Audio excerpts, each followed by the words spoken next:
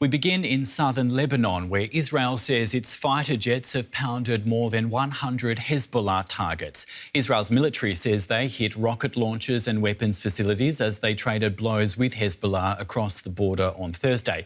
These strikes came as Hezbollah's leader blamed Israel for the deadly device explosions targeting the militant group, which is considered a terrorist organisation by many countries. Hassan Nasrallah described the blasts as a declaration of war and he vowed to take revenge.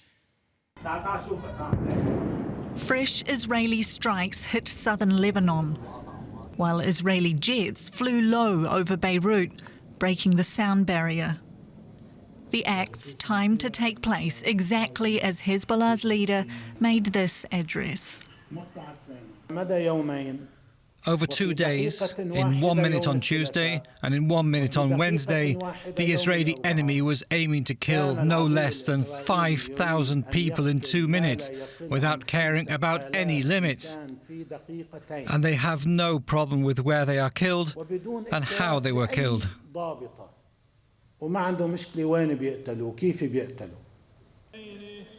Dozens of people have been killed and thousands injured after hundreds of pagers and walkie-talkies used by Hezbollah exploded.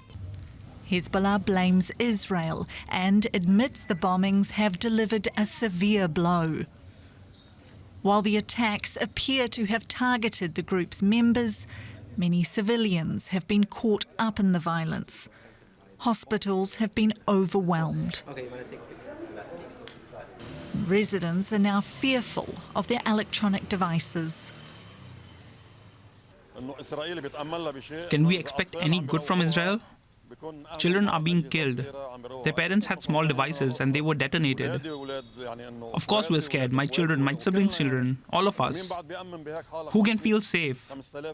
We have 5,000 injured in just 2 days. This isn't a small matter. It's war.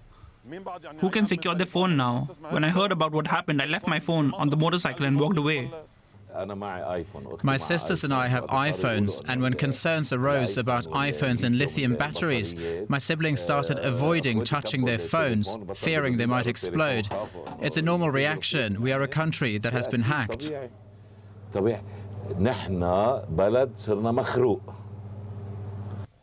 While Israel has not acknowledged the attack, its defense minister says the country is in a new phase of war.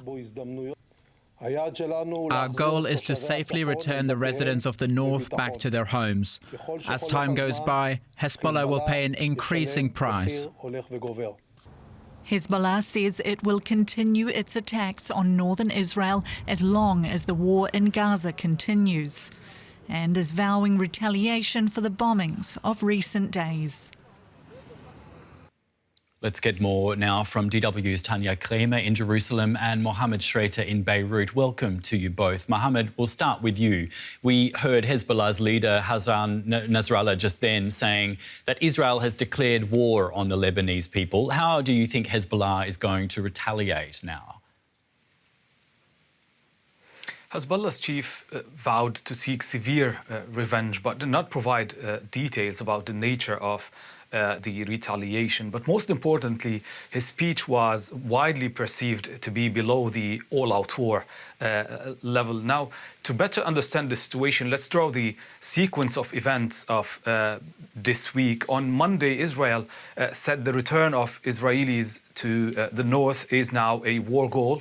On Tuesday, thousands of pagers used by Hezbollah detonated simultaneously. On Wednesday, hundreds of walkie-talkies used by Hezbollah detonated also simultaneously. The death toll of both device attacks is at 37 and about 3,000 wounded. On Thursday, Nasrallah delivered a speech and said that the Israelis will not return to the north and that his militant group will keep attacking northern Israel until a ceasefire is reached in Gaza. This was followed by the largest and the widest wave of Israeli airstrikes on southern Lebanon last night, and by the end of this, the same day, Hezbollah had claimed 17 attacks on Israel. So technically, we are in the peak of the tension on this front in nearly a year since last October.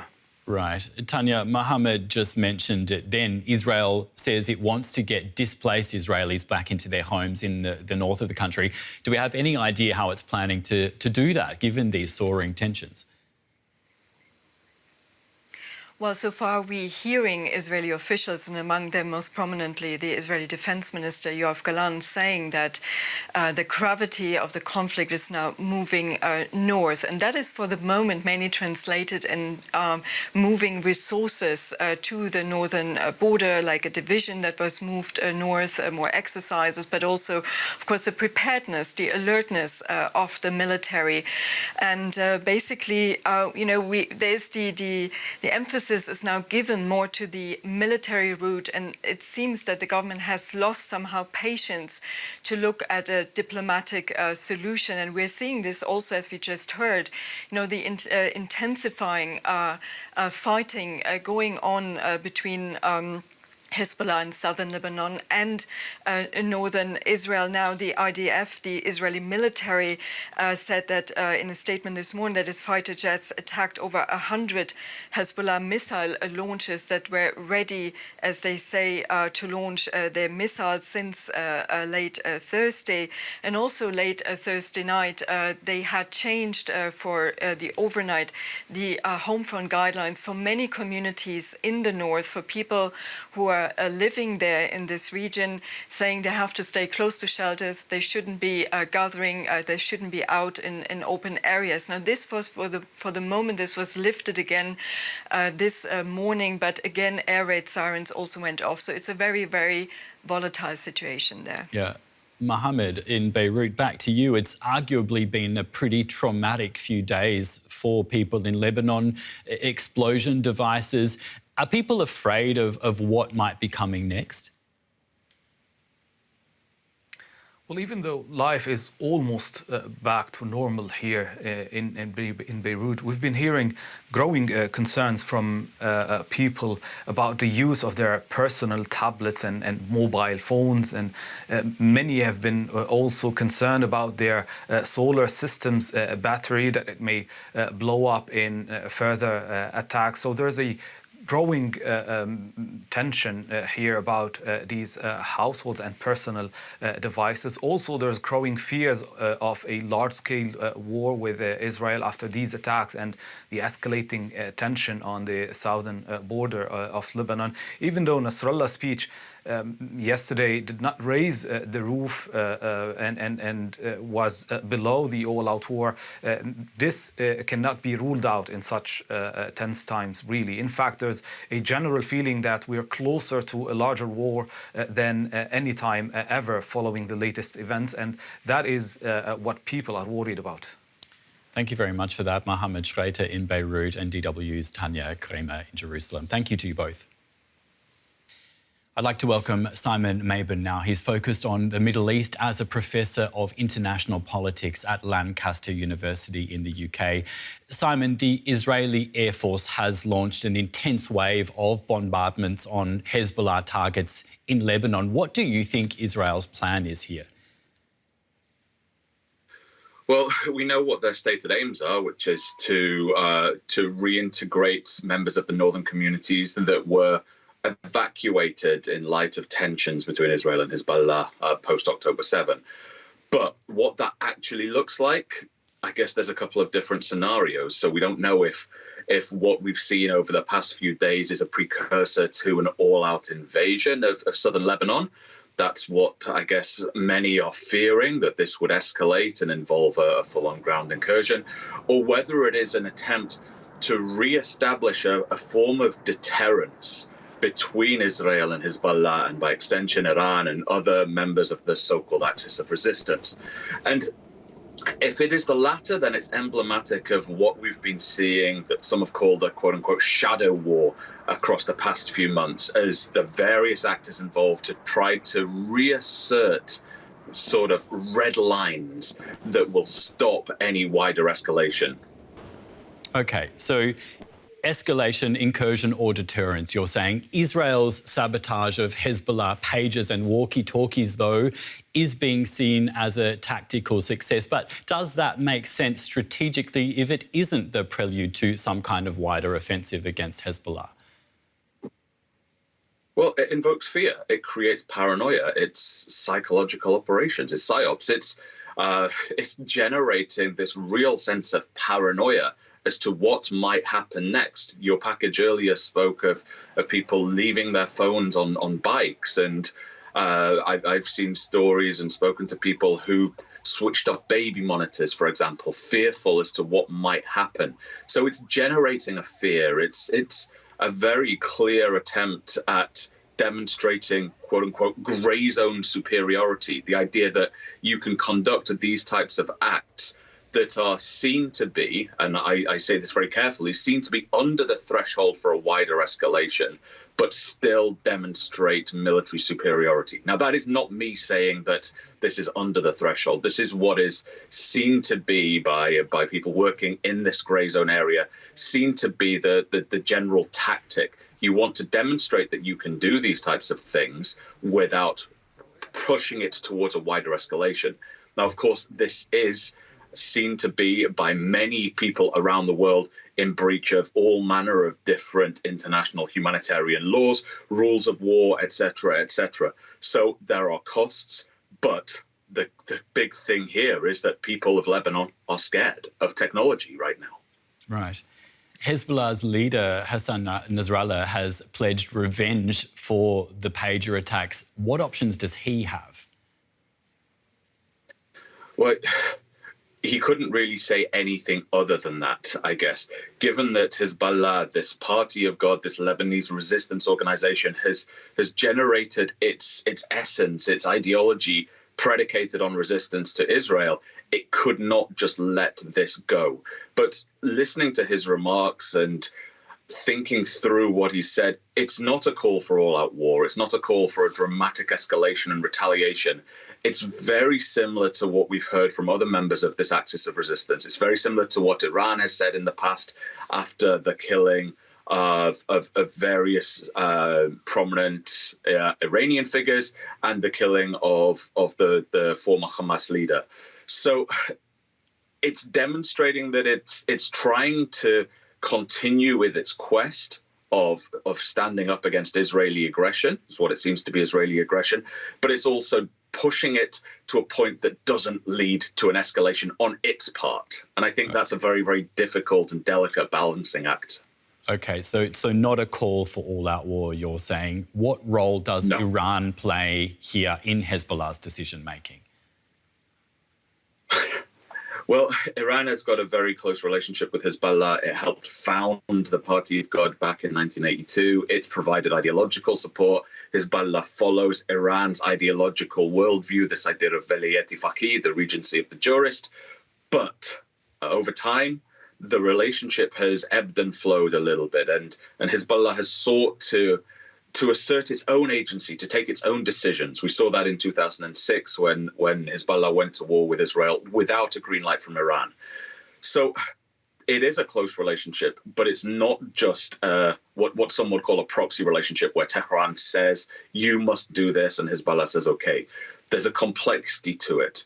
But the Iranian ambassador to Lebanon was allegedly injured in the pager walkie-talkie blasts. So Iran is not happy. The leader of the IRGC has called for retaliation.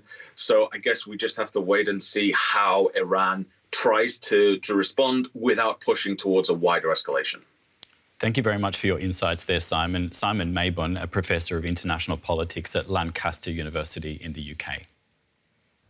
I'm now joined by David Daud, Senior Fellow on Israel, Lebanon and Hezbollah at the Foundation for Defense of Democracies in Washington. So, David, how much closer is the region to a wider conflict? Thank you for having me on. I wouldn't say we're necessarily closer, at least if we're talking from the perspective of Hezbollah's response. If we look at Secretary General Hassan Nasrallah's speech today, it was mostly an exercise in damage control, a re-emphasis that Hezbollah will continue the spate of and tempo of attacks against Israel that it began on October 8th, when it began attacking Israel without provocation. to support its allies in the Gaza Strip until a ceasefire is achieved in Israel, and a promise that it will retaliate for the telecommunications device attack at some point in the future, but he didn't specify a time, he didn't specify the nature of such a retaliation. So from Hezbollah's side, it doesn't seem like their disinterest in turning this into a wider conflict has changed. From the Israeli side, however, we see patience running out with diplomatic efforts to return the citizens of northern Israel to their homes safely. Well, you said Nasrallah was engaging in damage control, and he also called the attacks using pagers and walkie-talkies unprecedented. Are we any closer to understanding how exactly this was carried out logistically? Well, there have been conflicting reports on how the Israelis were able to carry this out. Initial reports said that the Israelis somehow sent a signal to these beepers that made the batteries and the lithium-ion batteries explode. I'm no explosives expert to know if that's possible or not. Other reports indicated that somehow the Israelis interdicted a beepers shipment that Hezbollah had ordered to substitute for their cell phones and other communications devices. They thought this would be more secure from Israeli interception from a spying point of view. And when the Israelis interdicted this shipment, they implanted a small amount of explosives in these beepers, which were then shipped to Hezbollah, which had ordered them and were distributed to its members. I've also seen reports that the company from which Hezbollah ended up buying these beepers were an Israeli shell company. So rather than interdicting the shipment, the Israelis had these beepers and telecommunications devices pre-prepared and sent to Hezbollah. And once these devices were distributed to Hezbollah's members, the Israelis seem to have set them off remotely from within Israel. The exact mechanism of that, again, we're not sure. The Israelis obviously haven't claimed this or disclosed further information about how exactly they were able to execute this attack. Now, you alluded to this a little bit earlier, that Israel was shifting its focus in the military campaign. If Israeli intelligence was behind this attack, what exactly do you think their goals were? Look, for the past week and a half, we've heard talk from Israeli officials, namely Defense Minister Yoav Gallant, but others, that the weight of fighting will be shifting to the north. The cabinet made returning Israel's citizens to the north an objective of the war. This can obviously and unfortunately only be achieved militarily, and they authorized Israeli Prime Minister and Defense Minister to take any action necessary, either offensive or defensive, to accomplish that goal.